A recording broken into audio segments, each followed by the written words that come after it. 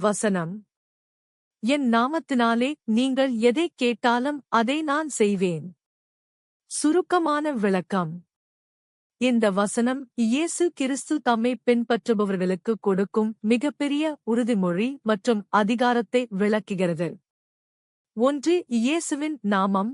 என் நாமத்தினாலே என்பது ஒரு மந்திரச் சொல் அல்ல, இது இயேசுவின் விருப்பத்திற்கும் அவருடைய அதிகாரத்திற்கும் உட்பட்டு கேட்பதைக் குறிக்கிறது.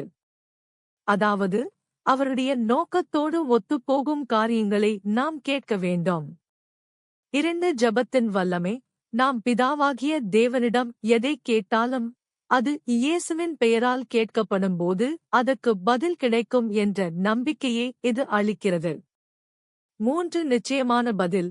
அதை நான் செய்வேன் என்று இயேசு உறுதியளிக்கிறார். இது விசுவாசத்தோடு ஜெபிப்பவர்களுக்கு அவர் செய்யும் பேருதவியைக் காட்டுகிறது. சுருக்கமாகச் சொன்னால், இயேசுவின் பெயரால் அவருடைய சித்தத்தின்படி நாம் கேட்கும் விண்ணப்பங்களுக்கு அவர் நிச்சயம் பதில் அளிப்பார் என்பதே இந்த வசனத்தின் சாராம்சம்.